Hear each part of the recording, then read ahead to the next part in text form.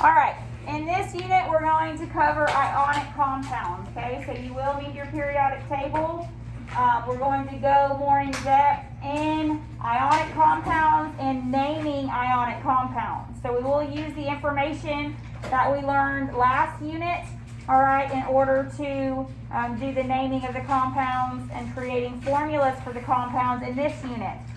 Next, we will do covalent compounds. So we're going to spend 2 days on ionic, 2 days on covalent, okay? And then we're going to mix it up, practice it all together, and then that will be what your test is over. The reason why I have entered this instead of going straight through Schoology, Schoology wants us to jump into chemical reactions next. And in my opinion, you can't do a chemical reaction if you don't know a formula of a compound to do a chemical reaction with. So that's where this comes in, all right? So I just felt like it did not fit together the best, or to give y'all as much information as you needed to move on to the next unit. So ionic compounds, first of all, to review, what two things make up an ionic compound? Yes, ma'am. Non-metal and a metal. Okay, so remember, an ionic compound has to be a metal reacting with a non-metal. What happens to the electrons in an ionic compound? Are they shared or transferred? They are transferred. Okay, so remember, our metal is giving away an electron or multiple electrons. Our non-metal is taking multiple electrons, okay, in order to create that compound together. So, what is a bond? We somewhat talked about this. If you don't, also, these are easier to print out. If you would rather not write down everything, these slides are available on Schoology, okay? So if you prefer that, go to Schoology, print them out, and I will suggest once we start doing the practice, you write that down, of course, since you don't have them printed out yet. But the definitions are all in PowerPoint form on Schoology. So, what is a bond? A bond is a mutual electrical attraction between the nuclei and valence electrons of different atoms that binds them together.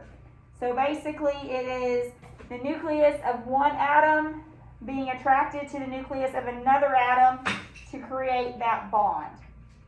Okay? It is an attraction because you have opposite charges attracting together. All right, we know that positive charges are going to be attracted to a negative charge, and that's what an ionic bond is. Bonds can be formed, as we know, by gaining electrons, losing electrons. Remember, that is your ionic bond right there, gaining or losing. Or sharing electrons, okay? Remember, that's your covalent bond, sharing electrons. So this is just a general definition of a bond. You can gain electrons, you can lose electrons, or you can share electrons. Why do atoms form chemical bonds? It's because they actually become more stable as a bond together. So remember, any element in group 1 has one extra valence electron that it wants to get rid of. When it gets rid of that electron, it is more stable because it's in a better spot with that full outer shell of its electrons. Group 17, those halogens that just want one more valence electron, when they bond and create that or get that extra electron, they're actually more stable than when they only have 7 valence electrons. Okay, so we create bonds so that the atoms are more stable. And just as a reminder, only valence electrons are used for bonding. Okay, only valence electrons are used for bonding. So that's why we reviewed valence electrons last chapter. So let's review them again. Group 1 has how many valence electrons? 1. Group 2 has how many? 2. Group 13 has 3. 14? 4. 15? 5. 16? 6. 17, 7, and 18. 8. Okay, so know the valence electrons. That's what we're going to use today to determine what charge each element has and therefore what compound it will create. Okay, so all we're concerned about are those number of valence electrons. Any questions?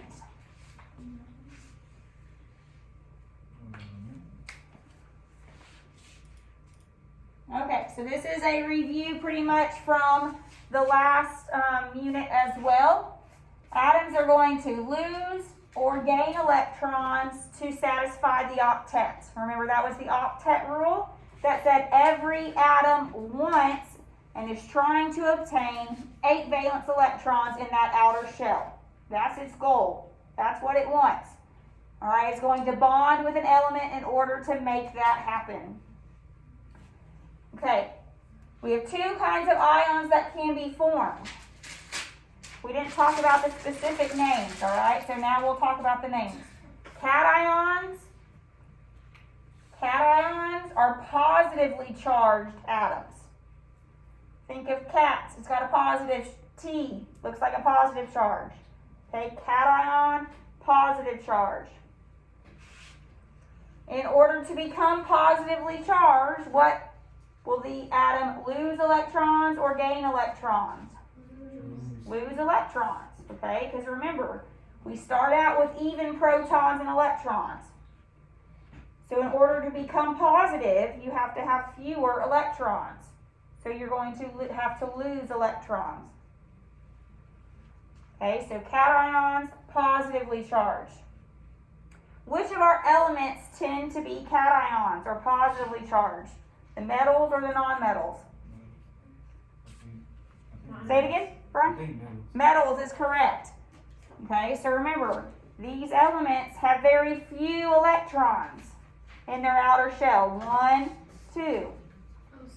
So once again, they want to lose them, right? Because remember, it's easier to lose 1 electron than to gain 7 more.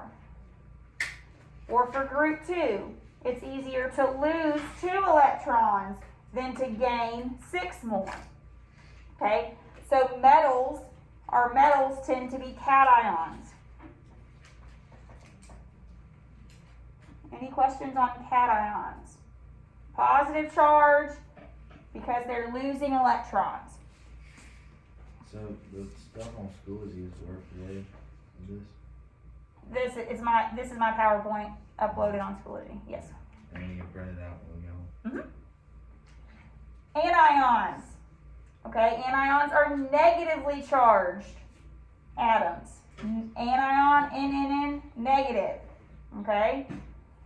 This an atom because it's negative because it gains electrons. So once again, we start out equal. Protons and electrons are equal.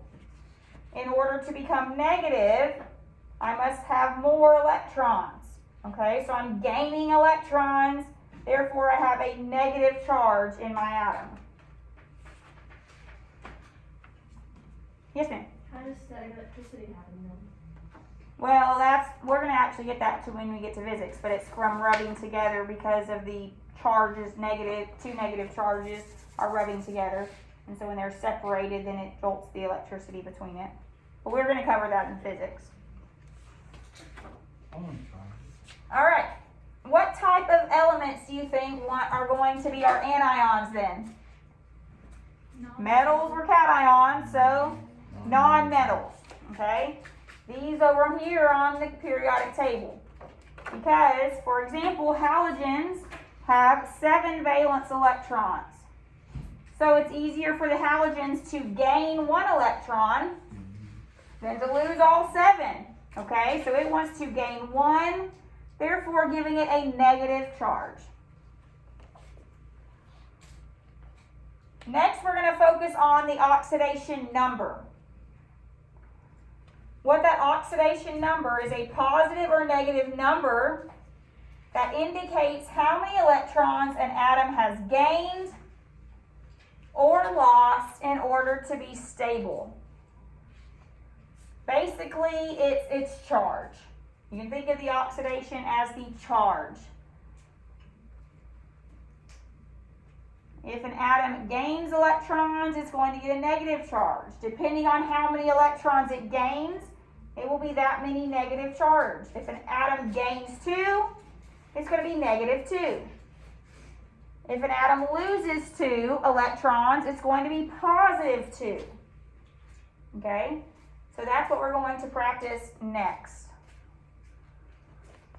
Any questions on, most of this was review except for these words here, cations, anions, and oxidation number, which is what we're going to practice now. Any questions? Okay. So all atoms want 8 electrons. We know that. Okay, everything wants 8. Depending on how many electrons the element has, or either loses or gains, will be the ion's charge or oxidation state. So as a review, elements will lose electrons to become a cation, or elements will gain electrons to become an anion. So we're going to talk through these examples and we're going to add the charges for these atoms. And this is the first. Do you want to start it down? Yes. Is this 3.1? So, I actually called it 2B, Unit 2B, because Unit 3 is what Schoology has and I'm doing this first.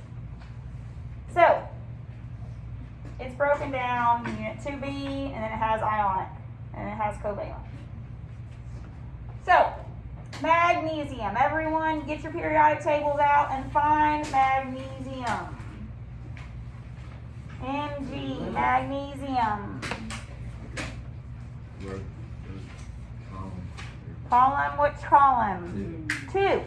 So how many valence electrons does magnesium have? 2.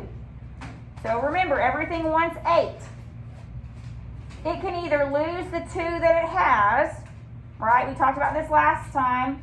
Lose the 2 that it has, and then it falls down to the next energy level, which is fine because then it's a complete outer shell. Or it has to gain how many more to become 8? 6. So what is magnesium going to want to do? Lose 2. When I lose 2, do I get a positive charge or a negative charge? Positive. So magnesium will have a positive 2 charge. So you just write Mg plus 2. Some people write 2 plus. Do it either way.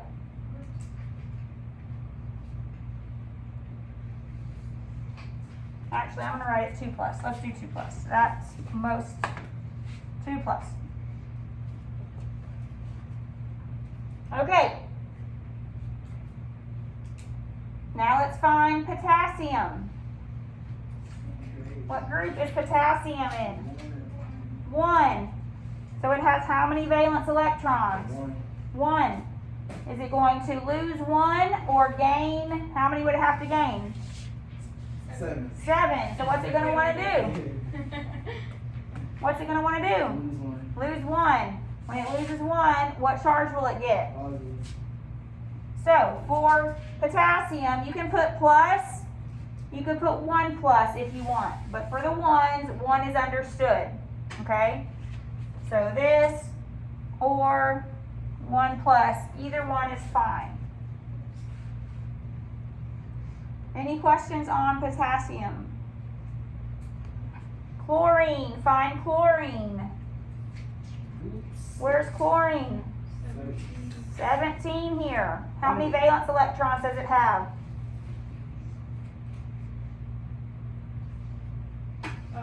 Sorry. How many valence electrons does chlorine have? 7. Everyone agree? So how many does chlorine need to gain? 1 or lose how many? 7. It's going to want to gain 1. Okay? When it gains 1, will it be a positive or a negative charge? Negative. So you write Cl minus. Or once again, you can write Cl1 minus. But typically, If it's a 1, you'll just see that negative charge. All right, let's try lithium here. What charge is lithium?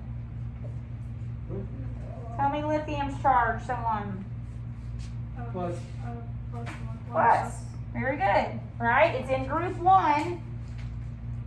It wants to lose 1, so it would just be a positive charge. Find barium, Ba. Positive what? Oh, 2 positive. 2 positive, very good. So it's in group 2. It wants to lose 2, so it gets a 2 plus. Any questions on barium? Okay, find oxygen. 2 negative, everyone agree. Oxygen is in group 16. That means it has 6 valence electrons. Once again, it's easier to gain 2, 1, 2, than to lose 6, so it will be a 2 negative. All right, find phosphorus. P, phosphorus. 3 negative. Yes, number 15. So it means it has 5. So what's it going to do? Gain 3 or lose 5? Gain 3. So it will be a positive or negative charge? 3 negative. 3 negative. All right, do these next 2 by yourself. Actually, I'm going to add aluminum. So do those 3 by yourself real quick. And then I'll put the answers up here. Iodine, sulfur. Yep, that's I. Iodine, sulfur, and aluminum.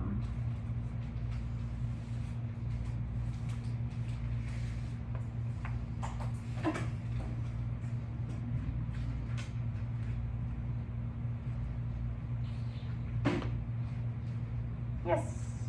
Yeah. Sorry, I was just. Oh, okay.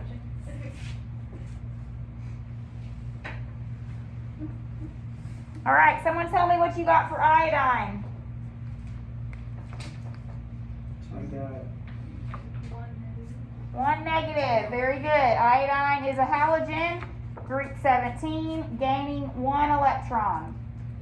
How about for sulfur? Someone else tell me sulfur. Adrian. Yeah, that was 2 negative. Aluminum, 3 positive. Very good. I see a lot of mistakes on aluminum. I don't know if people think because it's on this side of the chart that it should be a kind of negative. I almost did that. Right. So I see a lot of mistakes in this row right here, or group, excuse me.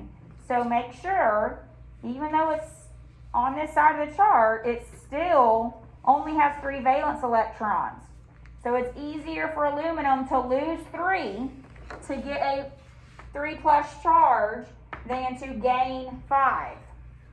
Okay, for some reason I see a lot of issues on aluminum. Once again, I will never ask you about group 14. Okay, because those are mostly going to do covalent bonding. Okay, so I'm never going to confuse you, and you'll have to is it a positive 4, negative 4? They won't be in ionic bonding. Okay, so as a review, group 1, what charge will these elements always have? 1 positive. Group 2 will always be what? 2 positive. Group 13 will always be 3 positive. 3 positive. They have 3, they're going to lose 3. 4 will be 4 positive. Well, like I say, we're skipping that because it could either be positive or negative 4. They behave differently. Group 15 will always be 3 negative. Group 16, 2 negative, and 17, 1 negative. Okay, so see how that works. It's always according to what group they are in. Any questions on picking its oxidation state? Okay. It's called oxidation state. Yes. Oxidation state, charge, same thing. Okay. Alright, I want you to practice these on your own. Some more of the same, but we've got to make sure to have the oxidation state correct before we move on to nomenclature.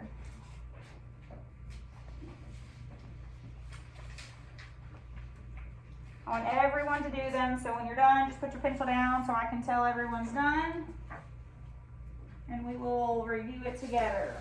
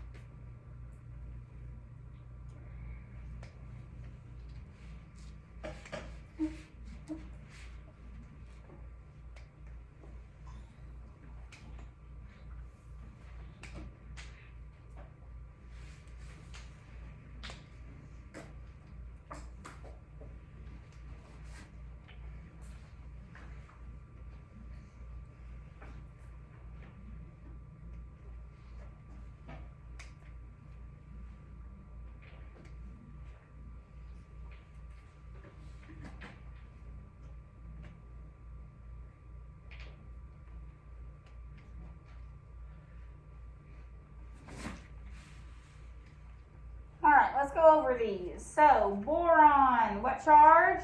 3 plus. 3 plus. Very good. Beryllium, 2 plus. Aluminum, 3 plus. Bromine, 1 very good. Negative. Sodium, plus. 1 plus. Selenium, 2 negative. 2 negative. Nitrogen, 3 negative. 3 negative. Fluorine, 1 negative. negative. And arsenic, 3 negative. 3 negative. Alright, any questions on coming up with the charges? Okay, very good. Got caught on very quickly. Wait, I have a question. So that element quiz, that's for us too? Yes, we'll talk about that later. Oh, worry. Alright, Shoot. nomenclature. Okay, nomenclature is just a fancy word for naming compounds, okay, or writing the formula for compounds. Alright, it's just being able to name ionic compounds. So the way we do this, our cation is always written first. Okay, our positively charged element will always be written first.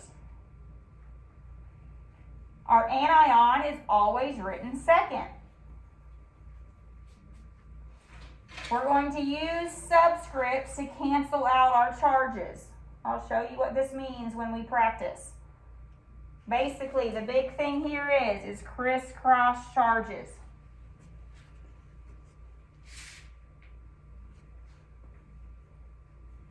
If our charges can simplify, then we simplify.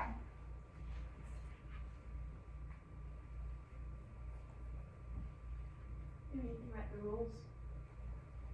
You have to know them, so either they're online though. And we're gonna practice it together and show you how to do it. The overall charge of the compound formed is always 0.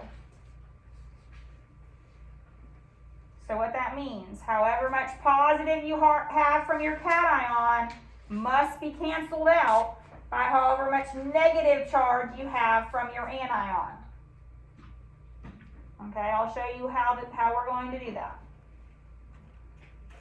Sounds more complicated than it is. It's very simple.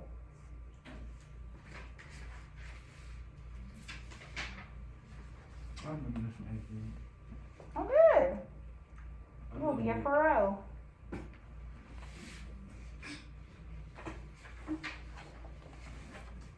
Nothing to it then.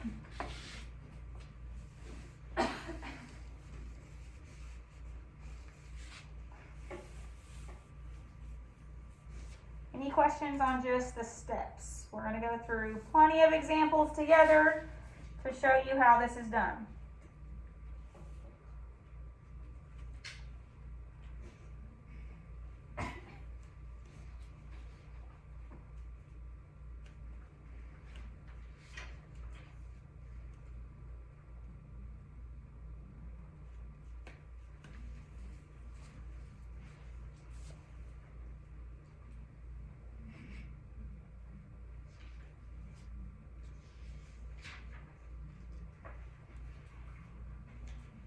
We have to talk about how you can simplify charges. What now? We're going to talk about how we can simplify charges. Yes. That means if we have a 2 and a 2, they're going to simplify to 1 and 1, okay? You're going to reduce the charges if they're multiple of each other.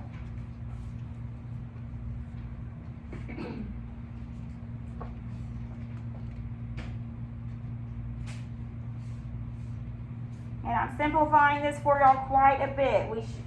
We could do transition metals. Transition metals charges change, which complicate things greatly, but we're not going to do that. Are we doing that at all this year? And we're not going to do, I took out polyatomic ions for y'all as well, which definitely simplifies these problems. All right, so let's practice. We're going to write the formula for the compound formed by the following. So the way you do this, you write each ion's charge. All right, so what's potassium's charge? +2. I know. 1 plus, Plus, very good. What's chlorine's charge? 1 minus. Very good. All right, so you write the cation has to come first, the anion has to come second. What you do then is you crisscross. The number with this, remember, if it's just a positive or a negative, you know it's a 1. The number crisscrosses and comes down. The number crisscrosses and comes down. What about sign? Sign goes away. Okay? So our formula, since it's a 1, you can just remove it, KCl. Okay, what that means is, because potassium has a 1 charge, positive 1, chlorine has a negative 1 charge, you only need 1 of each of those to become a 0 charge, right? A positive 1 and a negative 1 together makes what charge? A neutral. That's our goal, neutral. Every compound has to be neutral. That's why it's just 1 and 1. You will never, ever, ever see a positive or a negative charge in a compound. Okay? Just crisscross the number down. Okay? Don't make it more complicated than what it needs to be. Crisscross the number down, and that's it. Everyone with me? We're going to continue to practice. All right, magnesium. What charge is magnesium? 2 plus. What charge is bromine? 1 negative. What do we do? Crisscross. So what number comes down after my bromine? 2. What number comes down after my magnesium? 1. Everyone see what's going on? I don't do anything with the positive or the negative, it just goes away. Crisscross the number only down. So we get Mg, remember you can drop the 1, Br2. So if it's anything other than 1, you keep it. Yes. That makes sense. What's the element of MgBr too?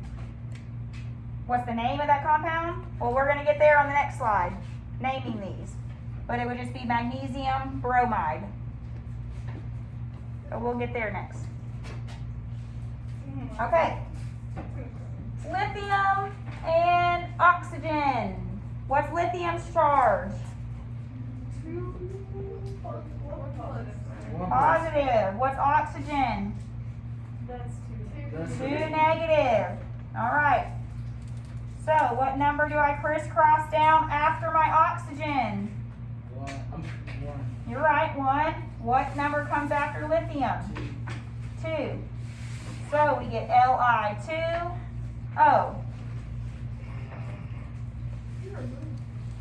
Let me explain this for a second. Huh? I said that's how they got H2O. Right. Let's think about that. Okay, let's do that. So hydrogen, what charge is hydrogen? H2. No, it's 1 positive. Positive. Okay. All right, positive, right? What charge is oxygen? 2 negative. What did I tell you about every compound? It has to have an overall charge of 0.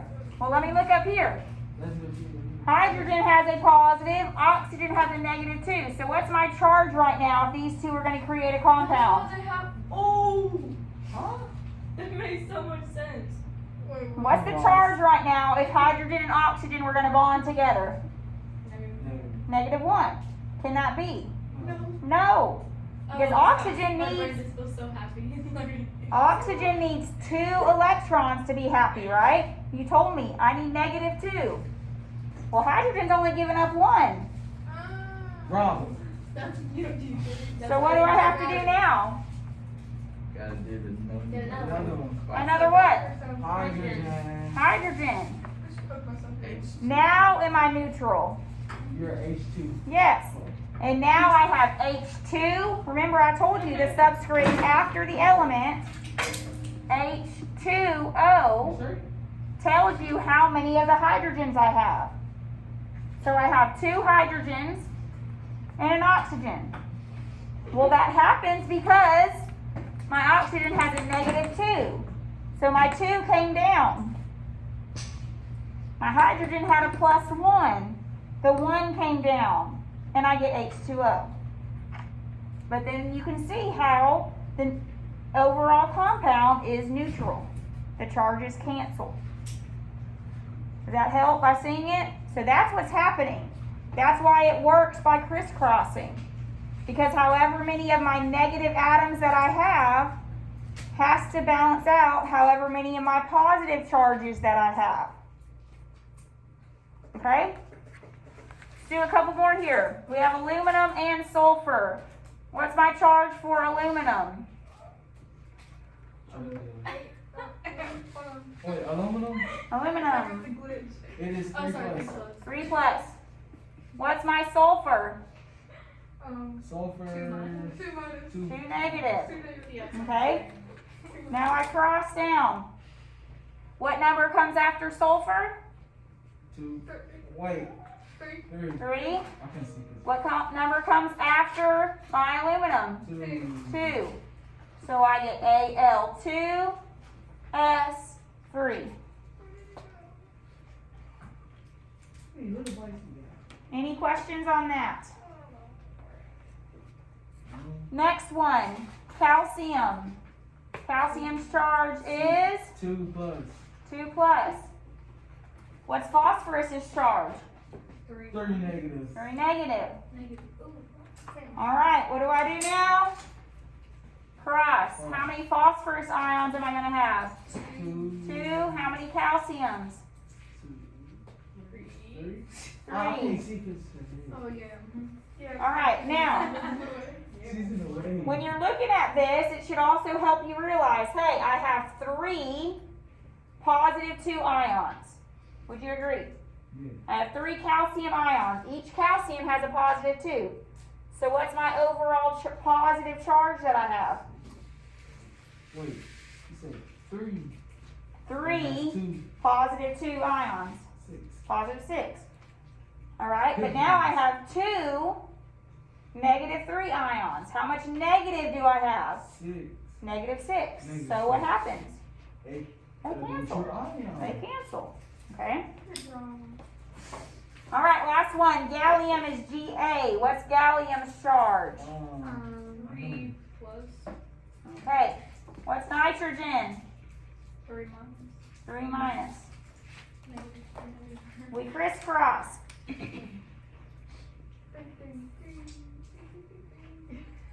Now we get Ga, 3, N, 3. But there was a step on our last slide that says we have to simplify if we can simplify. So it's 1. 3 and 3 is the same as 1 and 1, right? So you would not write this. You just write G-A-N. G-A-N. Good night. Big so are we gonna say like 4 and 4? 4 and 4, 2 and 2. My bad.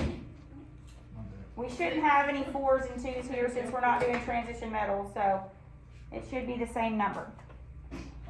All right, any questions on this? I'm going to go ahead and stop.